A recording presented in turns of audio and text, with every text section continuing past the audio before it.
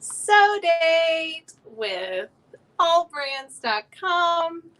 And thank you so much for joining us today. I have a very fun special guest that I'm sure you guys will fall in love with instantly. Her name is Kalli, and she actually works with us at Allbrands. She has not been with us very long, but she has been sewing costumes for Renfest, and we have a very fun project for you. She just graduated. So congratulations, Kalli, on your graduation from LSU with Master's in Communications. And so without further ado, I'm going to bring up Kalli. Hi. Hi. Oh my gosh, I'm so excited. Hi, everyone. Thank you for having me. Yes. I'm happy that you're with us. I'm very excited to show everybody this. It's going to be a fun little project. Yeah. So for those who haven't met you yet, I'm sure they want to know, like, what got you started in sewing and what do you enjoy sewing? Yeah.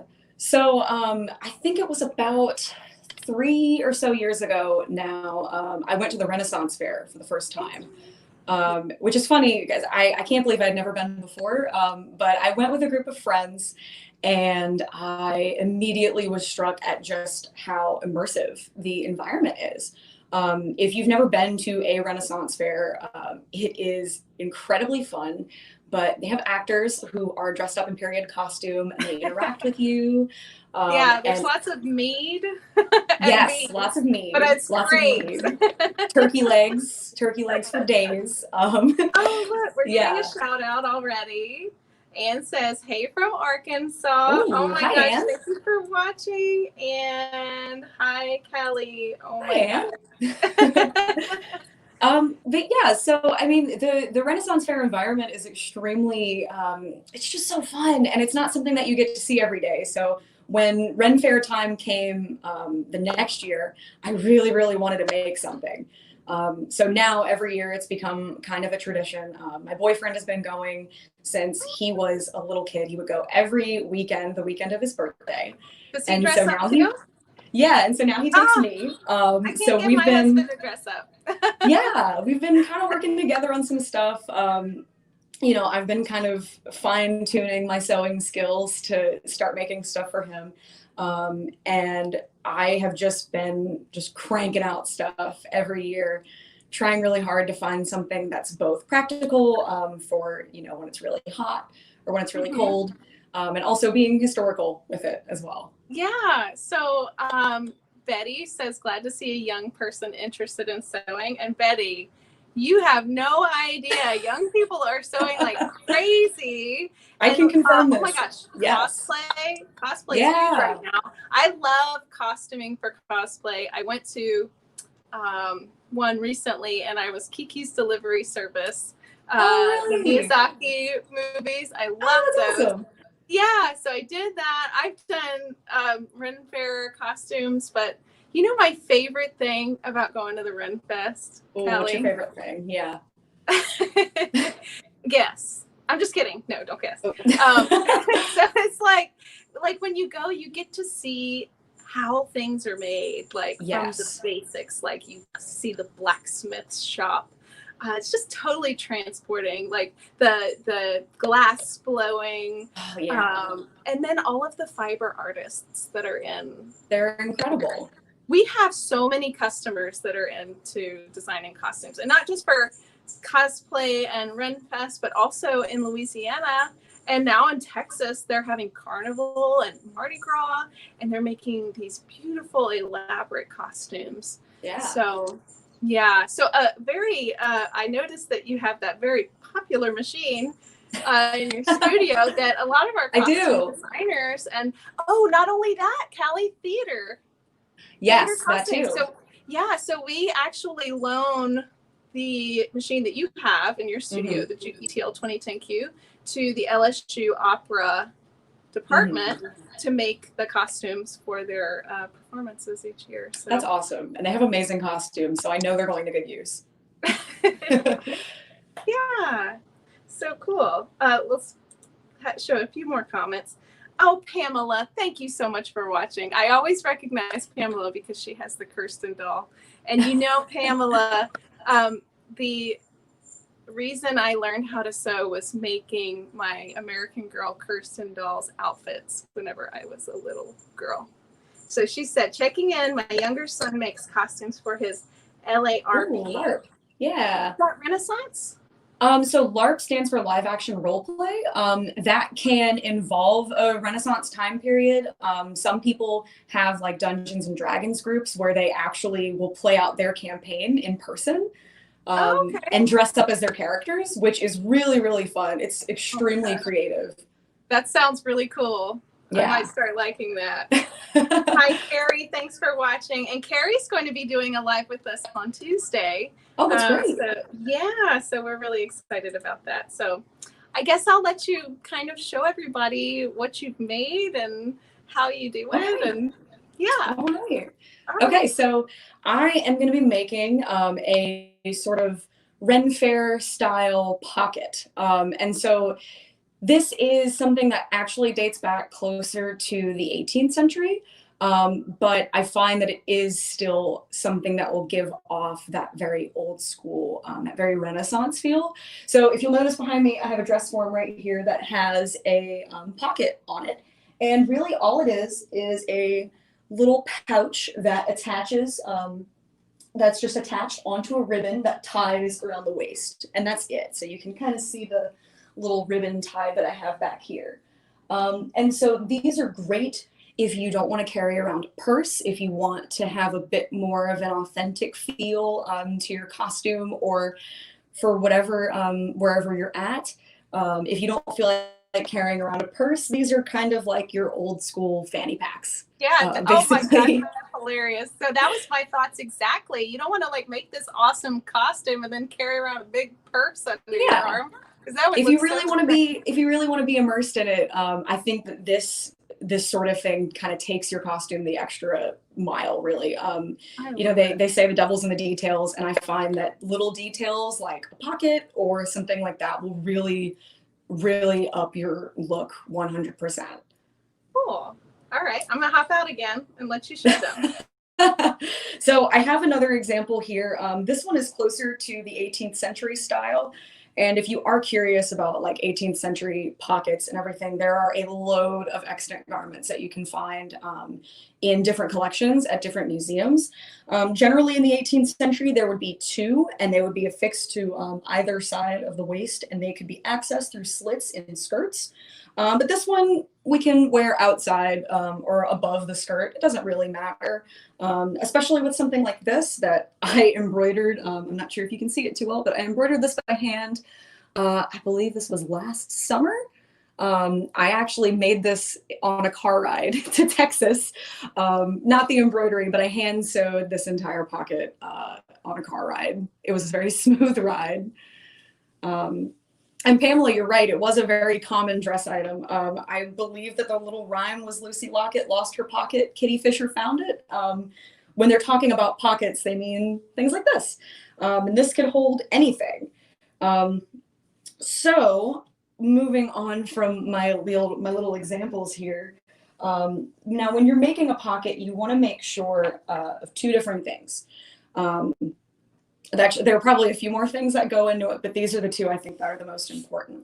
One, you want to make sure that it's big enough to fit something like your phone or your keys or your wallet, any important cards, your license, your debit card, your credit cards. You want to make sure that it fits all in there. And another thing is you want to make sure that you can fit your entire hand inside of the pocket. So this one's pretty big. It's not huge by any means, but I can fit my hand very comfortably inside of here to reach and grab anything. And my phone fits in it, my keys fit in it, my very tiny wallet fits in it. So you just want to make sure that it's big enough to where you're grabbing the essentials, basically, and that they can all fit in there. So we're gonna put this one to the side. And I was thinking about what kind of pocket I wanted to make for this live, and really the sky's the limit, but I have a pirate costume that needs a little sprucing up. I made it last year, and I wore a fanny pack with it because I didn't have enough time to make something to wear with it. But this year, that is going to change, and I'm going to make a really cool pocket for Kalli. my garb. Yeah. Are fanny packs in style now? I would think so. I think that they are. So guess who was barking? Oh no. Yeah. Okay. Back to the stream. Okay, so the great thing about pockets is that they are endlessly customizable. You can go so many different routes to make these kinds of pockets, right? So I spent yesterday drafting a new pattern for a pocket. Hi, Nancy from Puerto Rico. Oh my gosh, that's awesome. Thank you for tuning in. So I made this little pocket pattern. And I used 2 different rulers for it. I just used a straight ruler, and I had a curve, just one curve out of a few that I bought in a pack from Amazon. It doesn't really, there's really no specific shape to it. If you want to look at historical examples, a lot of them have very, very widely, there's a wide variety of shapes. So some of them could be a little bit shorter and rounder like this. Others could be really long and wide. The options really are yours. So just make sure that, whenever you're cutting your pattern, that the slit that you create at the top for one side of the fabric is big enough for you to fit your hand inside, and that it's just big enough to carry the necessities. So this is my pattern, and I've already, to save a little bit of time, I've gone ahead and cut it out onto some black fabric. And this is 2 layers of this faux leather almost. You can't quite see it, unfortunately, because my lighting situation isn't ideal. But it's a really, really fun, almost shiny, very soft and supple fake leather. And so when I made the pattern, I went ahead and cut it out, and then I cut out just a little slit on one side, so that way I can fit my hand and put all my stuff in it. And then I went ahead and I took that slit and I finished up the edge of that slit. Just went ahead and sewed the raw edge back just once. I'm not too worried about this kind of fabric fraying, so I only went ahead and sewed it back, pinned it and sewed it once. But if you are worried about it fraying, you can, really get kind of into the nitty gritty, and you can really make a very tiny little seam allowance with this. And you could hand sew it down. I actually sewed this one on this machine. I think that this Juki is really great about making very narrow hems. So this worked out really well for me. But I went ahead and did that off camera so you wouldn't have to see me fiddling with little bits of fabric. And so these are going to be the 2 fabric pieces that I'm going to use to construct this pocket. Now you have multiple options for how you want to construct this as well. You could cut out 2 layers of fashion fabric and then 2 layers of a lining fabric. And you could line your pocket if you want. You don't have to. I would recommend it, especially if you're only using like a cotton or something. But since this one is made out of a fake leather, I'm not too concerned with it being very fragile or anything like that. I think this one will be really sturdy, so I don't think I need a lining layer. And also, I just don't want to put the machine through too much stress of fake leather or 2 layers of fake leather and then like 2 layers of a lining fabric as well. Although I know it can handle it. You could do it though. I totally could. Yeah, I definitely could. Yes, that machine is very heavy duty. It's very sturdy, and I love that. I was doing some test strips just to make sure that it would sew through all this fabric, and I was amazed. Yeah, honestly, it's really incredible. So now that I've got my 2 pieces of fabric lined up, I'm going to go ahead and line them up with the right sides facing each other, and just line them up as accurately as I can, making sure that both spots kind of hit each other. And then you probably can't see it too well because this is black fabric. I probably should have picked a better one. But I'm just going to go ahead and pin all around. So this is going to be kind of tedious. And it might take a minute, but I am going to go ahead and pin all the way around so that way we can sew all the way around and make our pocket. You know what I was thinking, Kalli? Yeah. You could probably sew this to the inside of a dress. You absolutely could. Like, oh wait, but you would have to have access to it if it was an elastic top. Like, oh, I think so. Yeah. Dress. Or if it had like some kind of a flap on the front, you could put this underneath. Yes. The flap. I think that's another design I'm going to try and draft at some point. One with a flap on it, so maybe it can be attached to a belt or something like that. Because belts were a very popular thing to kind of hang things from in the Renaissance era. So that might be something I play with at some point soon. So here's a question. Yeah. So what shoes do you wear? That actually is a great question. So I decided very foolishly the first year that I dressed up to try and go the historically accurate route, and I wore some leather like booties, kind of just. Are they the long ones with like the curl? No, unfortunately, no. I wish I could get my hands on a pair of those though, because I think they're hilarious and so fun. But I tried some leather, just some leather little boot, like Chelsea boots that I had. But I figured they were under a long skirt. Nobody was really going to see them. Wasn't a huge deal. Yeah. But then it turned out that year that we went was absolutely freezing. And that was not extremely conducive to, really, really cold weather. And then it had just rained. So it was really muddy. And by the time that we left, I had water in my shoes. I had mud everywhere. And I couldn't feel my feet. It was terrible. So really, honestly, under costumes, especially when the weather is cold, I wear my LL Bean duck boots. Yeah, and you can't tell. Have to know. You can't notice. I mean, the skirts are so long, nobody can really tell the difference. Yeah. And even if you do, even if anybody does notice, I think that there's a very specific brand of like anachronism that goes into a Renaissance fair where people understand the practicality over accuracy. Oh, yeah. I appreciate so much. And we're there just to have fun. But there's like varying degrees of how committed people become to making perfect costumes. Yes, and I've watched, YouTube channels. I follow people on Instagram who do this as like a very serious side hobby, and they're buying wool fabric and everything, making this like as accurate as possible and hand sewing everything. And it's really incredible the amount of time that people can put into historic costuming, but I love it. Mm-hmm. I just wish I had the time. That's why you have the sewing machine, so you don't exactly. It saves my hands. It really does. Yeah. Oh my goodness, yeah. Because some of these things, like especially if you're sewing through layers and layers of really heavy fabrics by hand, that's really painful. We have April is watching from Australia. So that's welcome, awesome. April. Thank you for Hi, joining April. us today. Thank you for tuning in. That's awesome. We're sewing up the storm. We really are. All right. So what I use, Kalli, and maybe we sell these in the store, so you get employee discount now. Yeah, indeed I do. I love that. Wonder clips. Yes, so I'll show you those in a minute, but they're so helpful. And then I love you those. drop them on the floor, they're not as dangerous. Oh, they're great. I love them. Yeah. So I've got everything pinned together. I've got my little dangerous pinned together pouch. There's needles everywhere, but we're gonna try our best not to prick ourselves here.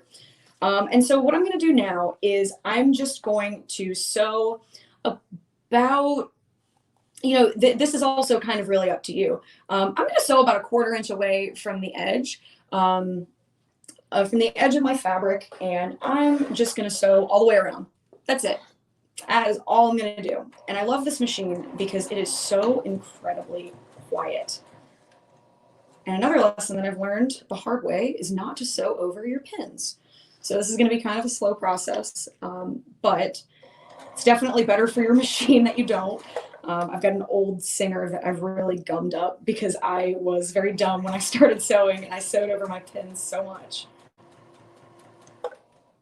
But we're just gonna go piece by piece. You probably can't see very well. I'm gonna try and make sure you can see what I'm doing. And we're just gonna go kind of slow. You can go as slow or as fast as you want. I just like to make sure that, I'm sewing the right length away. just that everything's lined up in place the right way and that we're good to go. And I hold a little bit of tension, especially with something like faux leather. Sounds like therapeutic. It's really, really nice. Yeah. And honestly, the other 2 pockets that I've made, I've sewn both of those by hand. So if you really want like a very intense hand sewing project, by all means, you can do it. I just recommend doing it on a machine because it saves you so much time, and it saves your hands the trouble, because it can get a little dicey. Here's a good story from Ann Carpenter. She says her nephew taught himself to sew costumes for Renaissance fairs that he attends in California. He hand sewed himself a pair of soft leather boots. That's incredible.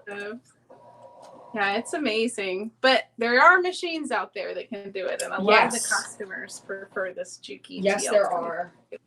So I will include the link to that machine in the comments. Yes, this machine sews like a dream. I love it. And so I'm about halfway done. I'm taking my time, just going pretty slow. I like this machine because it is really quiet, and I just realized I lost a little bit of my thread, and that's okay. So another thing about this machine is that this machine is extremely easy to thread. It was a little tough to get at first, but it's not, it's definitely, once you get the hang of it, it's really, really easy. And there is an auto threader on here, which I really like. Barbara, do you have anything you'd like to add about this machine in particular? Because I'm a huge fan of it, but. So the Juki TL2010Q, and I don't know if you can angle it so that they can see the front of that machine. This is a straight stitch only machine, and it's you can see the threading of it is more like an industrial machine than a home sewing machine, which has like the covers on it that cover the tension discs that like go like that. And so it is a little different. There is a learning curve to it. You definitely have to make sure that you thread all the little pieces and parts of it. Yes. But when it is like set up, it stitches very quickly, actually. It's amazing how fast you can go. It really is. But I'm gonna go ahead and just thread this one. Yeah, it does have an auto needle threader. It does. Which Kalli's learning how to use. Yes, I'm getting there. There is a little bit of a learning curve, like I said. Sometimes the thread just doesn't want to catch, but you have to be you have to kind of look at it from a very particular angle to make sure that it's in there. But once you get it, it's fantastic. Oh my goodness. And there's a knee lifter included with it, and it does have the extension table too. Yes, and it is great. Yeah. So I'm going to go ahead and keep sewing. Are you threaded yet? Yes. Oh, okay, cool. We're good to go. One thing, if you guys ever have this problem, like where you start to stitch and then the thread, you can pull the thread as you begin the stitch. So like once you have your fabric and your thread, you pull it in the very beginning to create tension. And that's like when the needle goes down and the hook turns, that tension on the thread by holding it in the back will help pick up that thread, which is helpful. It's very helpful. Very, very helpful. But I'm so proud of you, Kalli. Thank you. Yeah. Kalli, whenever I met her for the first time, she was coming in to interview for the position of product development, and I asked her if she knew how to sew. And a lot of times when we interview people, they're like, oh no, I don't. My grandma did that, but I don't do that. And Kalli was like, heck yeah! So I love sewing for the Renaissance fairs and everything, and I have a serger, and I just Kudos to you for doing that. And for being on live with us today. Oh yeah, this has been very fun. And it gives me, I haven't really had the chance to sew very much since we've been kind of locked down. It's been a little difficult. And the only reason I say that is because it's mostly been, it's just been kind of hard to find the inspiration at some points. Yeah. You know, it gets a little. You sewed a mask, right? What was that? You sewed a mask. Yes, I did. Yeah. I've been making a few masks for some friends. I actually made this one on the Juki machine the other day. It's got little pumpkins on it because I love Halloween. Yay, cute. And it's awesome. I was able to get up so close to the edge on the top stitching, and I love that so much. Awesome. Okay, you want me to hop out again so you can? Sure, yeah. Okay, I'll be back soon. All right.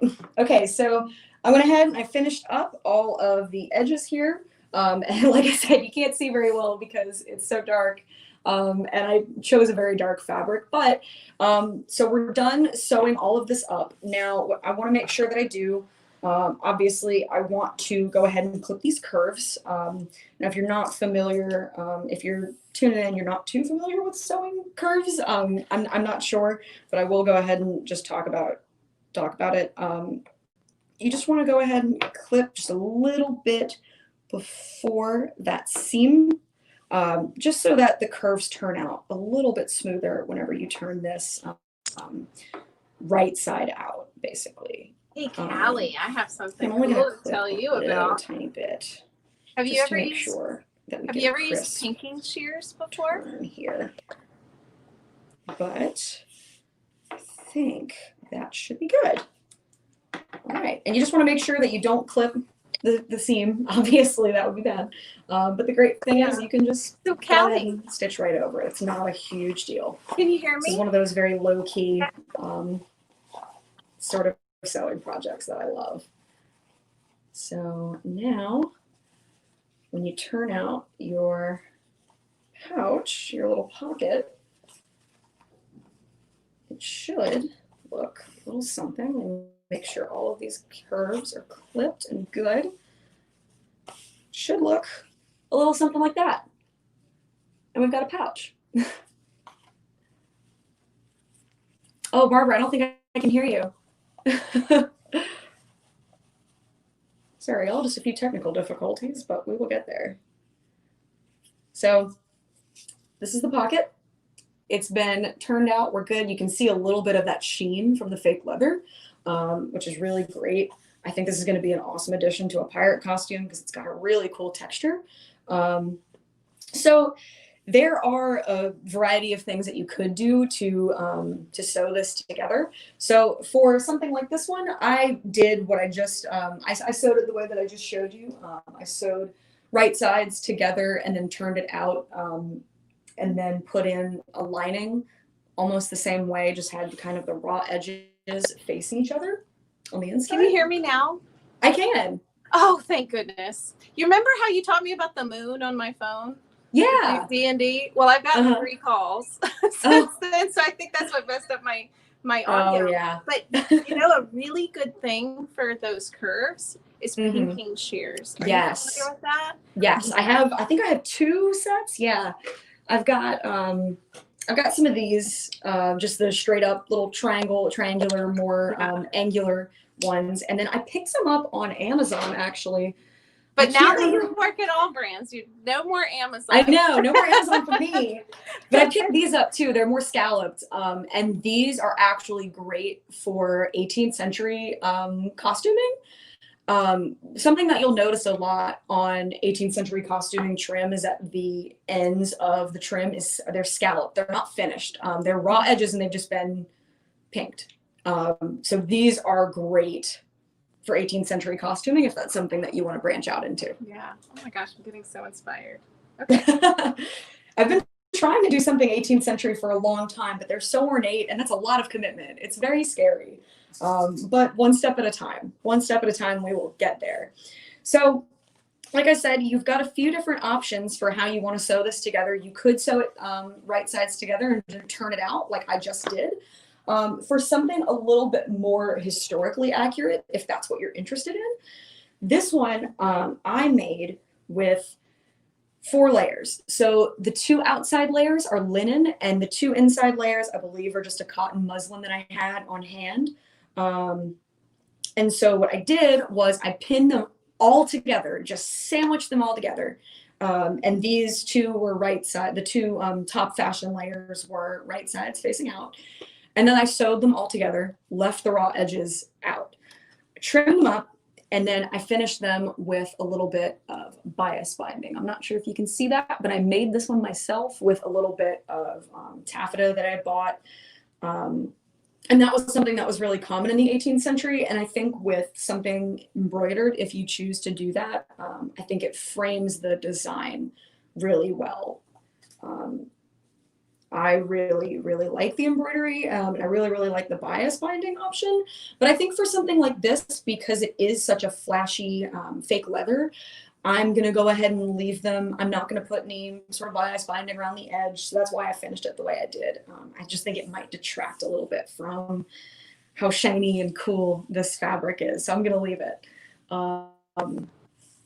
Let me just say, Kalli, I really think that bag is very beautiful. I love the colors. I love the fabric. And fiber of the linen. This one, the embroidered one. Yeah. This beautiful. One was really fun to make. I actually found this embroidery pattern in a book, and I do not remember the name of the book. I believe it is Costume Close-Up, if that is something that you're interested in. Thank you, Carrie. I love the embroidery too. I did. I did all the embroidery by hand. Oh my gosh. You know, we have machines that will do that for I you. know. And I wanted to try this was actually my first embroidery attempt ever. It's not my favorite, but we tried, and I'm very pleased with the result. I think it's so beautiful. It makes me happy just looking at it. I'm very, very pleased with how it came out. I especially love the little bees. I just decided to put bees on there. I found the design, like I said, in a book called Costume Close-Up, and I cannot remember the author's name for the life of me. But I went ahead and riffed on it a little bit. I put bees on there just for fun because I thought they were cute, and chose the colors myself. I went and picked out whatever embroidery floss I thought would look good. Kind of threw caution to the wind on that one, but I learned a lot, and I think next time I do that, A, I will find a machine that embroiders, and B, hopefully it'll be a little bit less sloppy. Well, thank you, Pamela. I appreciate it. That was a really fun little project, and if you are looking for something to do by hand, it is extremely time consuming, and it wreaks havoc on your hands, but it is a very fun therapeutic thing to do. Yeah, people used to go blind doing that. Yeah, just all hours of the night don't do by it too much. candlelight, going blind, doing hand embroidery. Sometimes it's just the process, though, of doing these things. It's just such a beautiful experience. I agree. Like whether it's all by hand or by machine, you know. Exactly. Like technically you can buy all of these from made in, you know, overseas, and right. But the process of making it yourself makes it special. And no one can do quite like you. There's something really nice to say, like somebody asks you, "Oh, I love that. Where'd you get it?" And you say, "Oh, I made it." And they're like, "Oh my gosh, no way." And that is such a good feeling of just like, if I'm going to the Renaissance Fair or something, somebody will be like, "I love your garb. Where'd you get it?" And be like, "I made it." And they're like, "Whoa." Yeah. So it's a really good feeling to finally like feel acknowledged for the work. Cruel. Okay, Pamela, you'll have to tell us what that is. Cruel. Yeah, I'm not too familiar with embroidery terms. I am curious though. If it's cruel on your hands, we would like to know what that is. So, okay, I'm going to hop out again. Yeah. So we're almost done here. Like I said, this is a very easy project, especially if you're doing it by machine. So I have some twill tape that I bought here. I think this one is 1 inch wide, and just some black twill tape that we can use as to bind the top of the seam, and then to act as kind of like our little waistband tie as well. So you have plenty of options. You don't have to use twill tape.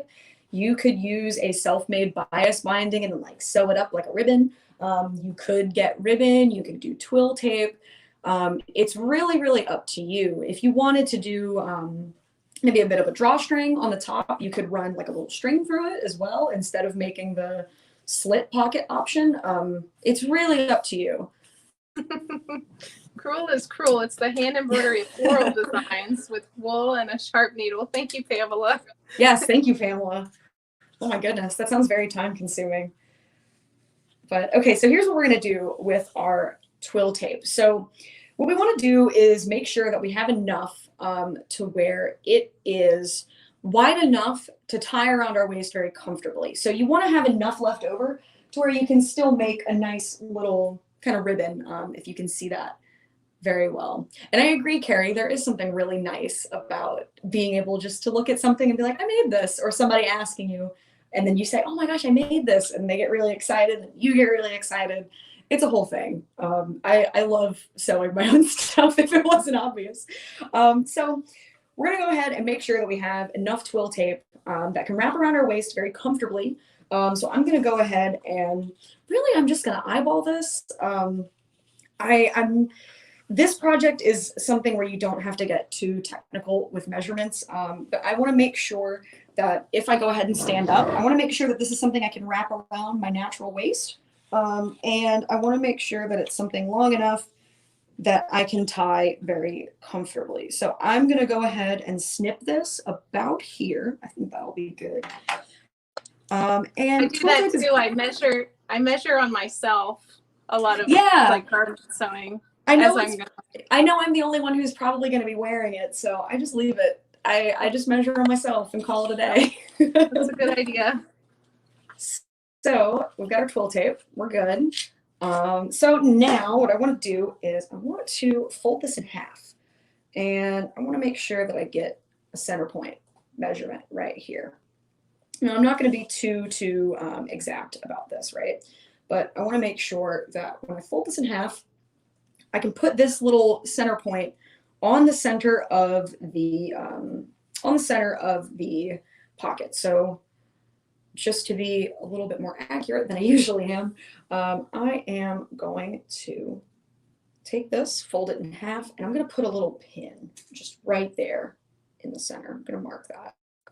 Yeah, I iron my halfway crease points. I thought about doing that. I did, but my iron, for some reason, my iron has decided to stop cooperating with me recently, which is kind of a bummer. Oh, I'm sorry. Oh, sorry. I know someone who can help you with that. Did you hear her sing in the background? I did. Oh my gosh, it's so embarrassing. So we've got our halfway point, and we're going to put that right in the middle of the little pocket, like a little slit that we made here, right? So I'm going to turn this over, and I am going to, actually, I'm going to fold it this way. I'm going to make sure that halfway point is right in the middle. And I'm bad. I know I should have ironed this. I should have ironed this pocket flat when I was done. But like I said, my iron is having issues. So we're throwing caution to the wind here. So I'm just going to make sure that this is about halfway onto this. And we're going to fold this twill tape over on the other side. And so what this is going to do is this is going to kind of act as like a binding for the top. It's going to encase that raw edge up top, and it's going to make sure that the top edge right here is secured to the tape. So Carrie said a lot of irons. Carrie pins hers, but she said a lot of irons are dying now, but she's working them too hard. But right, me too. Yeah, we did a live on Tuesday with Laura Star, and that's just about the best quality ironing system you can get right now. So I like that they have an auto shut off option, but I do like that they have the option where you can turn it on and turn it back off. That's great. So I'm going to go ahead and just use some binder clips here because I'm not going to be very specific. Barbara pointed out that I just graduated with my master's. So I'm kind of still living that broke college student who still wants to sew life. So I've been making like life hacks here and there, just things that will work, that are kind of the quick and dirty way of doing stuff. And so I've got it clipped here. And when you're done, it'll look a little something like this. If you can kind of hold it while the clips are secure. And you probably can't see that very well, but it's just binder clips. I'm not being really fancy here. I want to make sure that people who want to try this out at home, I want to make sure that you can do this with what you've got. Wonder clips would be your best friend, and they are your best friend. I love them a lot. I just don't have any on hand at the moment. I lent them out, but I'm going to go ahead and make sure this is secure. And the great thing about this is that it's about halfway on each side. So I'm going to take this and I'm just going to top stitch this on. So you could take this twill tape and you could sew all of it in half. If you wanted to, you could do that by machine. That is an option. In order just to save a little bit of time, I'm just going to do the bit that holds the pocket together, or holds the pocket to the tape. And the great thing about this is there are actually historical instances of this kind of thing happening, of just this part being sewn in half and this. Jack says, I think it'd be fun to add 2 of these to the front of a basic sweatshirt. A solid color sweatshirt with some patterned pockets would look really nice. I agree. Like a little front pocket or something? I don't know. I think that would be kind of fun. That's a fun little DIY project for sure. Thanks for tuning in, Jack. So I'm gonna go ahead and make sure that's all lined up. And I am just gonna very carefully, without catching this and hurting my needle, because I don't want to do that. I am going to very carefully top stitch this on, okay? So let me... Oh, Kalli, I know what you just did. So that foot control on that machine, when you press your heel on it, it automatically trims the thread, which is like whenever I so cool. started sewing on that, I love that. It's so cool, but sometimes it's like, I always forget it's there. I know. I forget, and then I'm like, oh wait, my scissors. Oh no. But you really get into the mode with it. Like whenever it's like, when you're really getting into it, I imagine it's like really easy to just get in there. All right. So we're going to go ahead and top stitch this as close as we can, I think, to the edge. And like I said, the great thing about this machine is that it can really withstand really thick fabrics like this and really thick fabrics like this twill tape. I absolutely love that that is something you can do with this. So I'm going to very carefully just sew right over this. And this is going to catch the other side as well. So I won't have to go back and do this again. That's cool, Kalli. There's also... Kind of like binding a quilt. Yeah. And if you do feel like the multiple layers like end up shifting whenever you're doing fabric like this, a walking foot, which comes with that machine. For those of y'all who aren't familiar with a walking foot, like a standard sewing machine has feed dogs on the bottom that pull your fabric backwards. Well, a walking foot has, like, I guess you'd call it teeth that pull it back. Well, a walking foot has teeth on the top. So it's like kind of like an alligator, like chomps down and pulls down back the fabric each time. So that's a really cool foot to use when you're doing multiple layers and costuming. Yes, I agree. So we're almost done here. I'm going kind of slow just to make sure I'm getting everything in there. And then we're going to back stitch over what we just did. And now we're going to trim that thread. And there we go. So it was able to catch on both sides. It's able to catch here. So now if I wanted to, I could put this on and just tie it around my waist. And then I have something that can fit my phone, my wallet, my keys, anything extremely easily. That is so cute. And it's unisex too. It's not. It is. It's really, really cute. And you can have one. And I love that. I think that's great. And so that is the pocket. We did it. That was so easy. Really easy project. So on the one that you did with the beautiful one that I'm in love with. Oh yeah. On the front, you hand sewed your binding on the side. But did you do that before or after you did the top piece? So if you're going to do the bias binding, I would recommend that you bind the sides before you add the tie. Yeah. That way the raw edges of the bias binding can get kind of enclosed in this tie. So that way there's a smaller chance that things will really fray and, it'll be a little bit more difficult for it to fall apart the more you wear it, because this thing could get some really serious wear depending on, where you're going, how often you're going to fairs, or if you're using it for Halloween or I might put like a pleather or a leather on the back of that just I agree. because it will rub, when you're walking all the time. That's something you could do really easily. Yeah, just like a little facing or something. Carrie says that she'll make one to wear while running errands. Hey, that's awesome. I would wear that all the time. It's beautiful. I love it. It's funny. There's actually a kind of new trend that's been kind of popping up called history bounding. And if you're not too familiar with what history bounding is, it is basically taking a few elements of historical costuming, say something like an 18th century pocket or something, and incorporating that into your everyday wear. So really, you could walk around with this all day, every day. You could be history bounding with it. And there's really no limit on what history bounding is or what it looks like, but incorporating historical styles into your everyday wear is something that I'm seeing more and more, and I'm seeing more people my age get really interested in, which I think is awesome. I love that. I think that's really cool too. Oh my goodness. Yeah, there's like a whole world of historic costuming, history bounding, all this good stuff that I didn't know existed until I started sewing, and then I just went down a complete rabbit hole. It's great. I love rabbit holes. Oh my gosh. I feel like you know a lot more about historical sewing than I have. That's where my knowledge is. That's what I am ashamed to say that is where I spend a lot of my free time looking things up. Hey, if you love it, it's very interesting. It really is.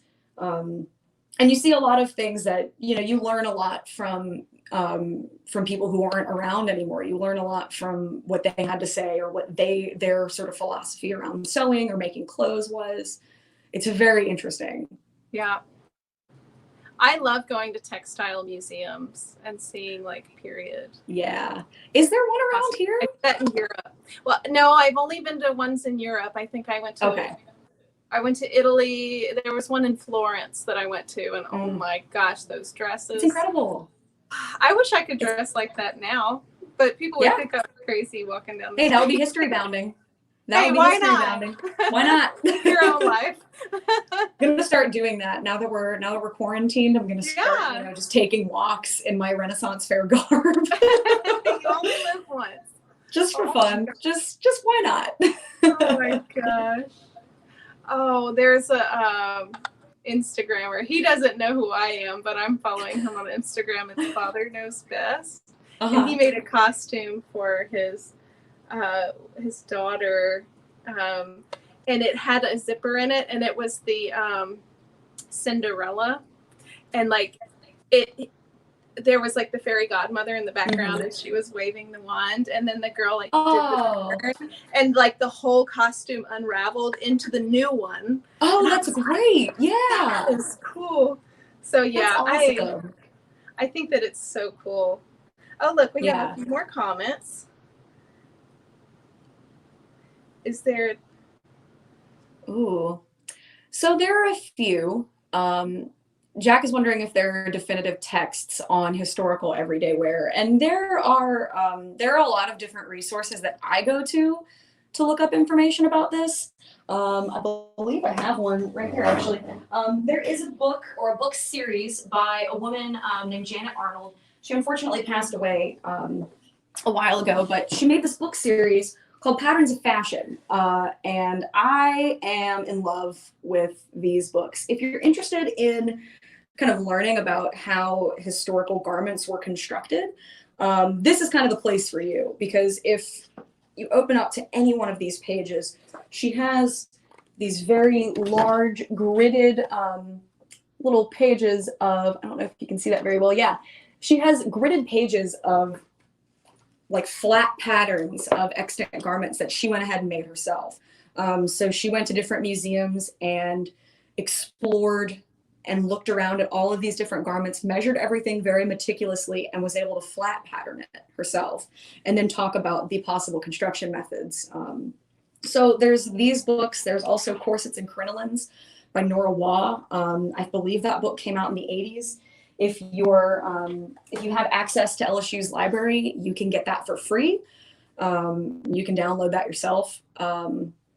And it is all about historical undergarments. They give you, they're like little excerpts from surviving books from, I think, about the 1660s to around the 1910s. I think that's around where the book ends, but patterns of fashion, there are different. I believe there are 5 of them now. And they talk about a lot of different things. There's clothes from the 1600s to the 1860s, and then the 1860s on to the 1940s. Then they have undergarments. They have one for undergarments. They have one for historical stays, which were kind of the predecessor to the corset. Lots of different things. So there are a load of places that you could start on that for sure. But those are kind of the ones that I see a lot of people referencing. Yeah, there's a lot. There's a lot going on there.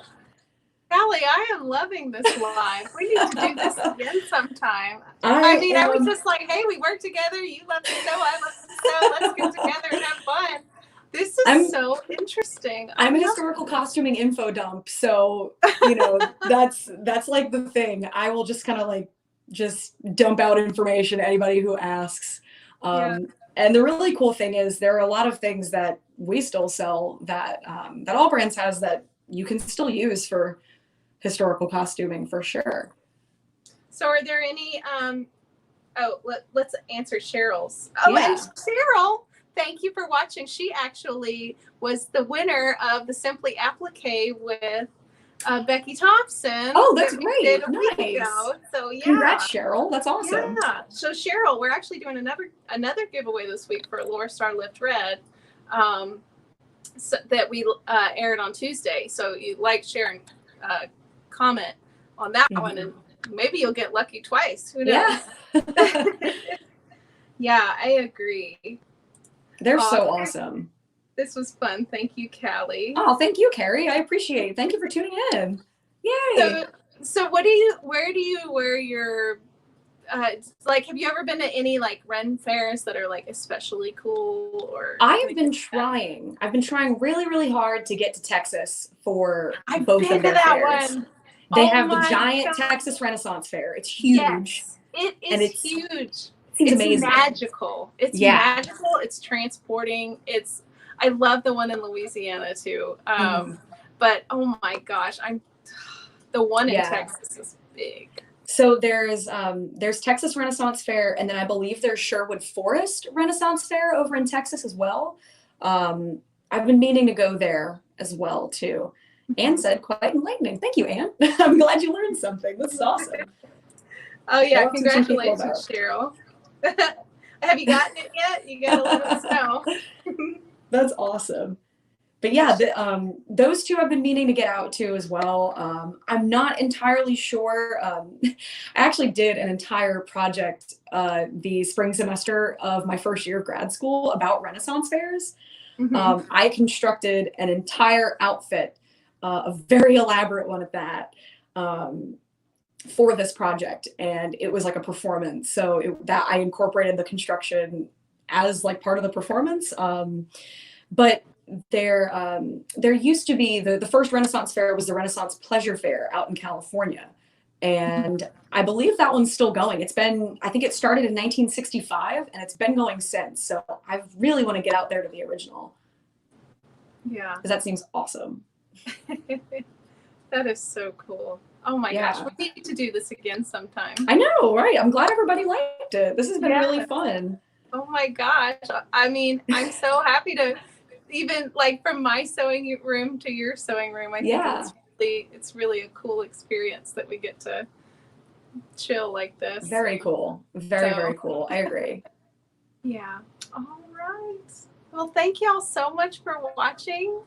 I was going to do a tutorial, but we only have 5 minutes left, and then we can't post it to Instagram. So I'll do a different tutorial on binding because Kalli was just so interesting. And oh my gosh, we're going to do this again for sure. So thank you so much, Kalli, for sharing your love with us. Thank you for having me. Thanks everybody for tuning in. I appreciate it. All right. So we're allbrands.com. We're a family-owned business. We've been in business since 1976. We have a website and 7 retail stores in Louisiana and Texas. And Kalli and I are both employed there. But I'm part of the family that owns the company. My parents put it together. Oh my gosh, you're getting love. Chase, thank you, Chase. I appreciate it. I love your hat. That was super cute. Cool. Love today's conversation. Very interesting. I agree. Thank you, Lindsay. I love that we're doing something different that we don't normally do. That makes me very happy. So, all right. Well, thank you, Kalli. All right. Thank you so much. Thank you. This was so fun. Yeah. Okay. Y'all have a great day and do something awesome for another person. Yes. Mwah. See y'all later. Bye, everybody.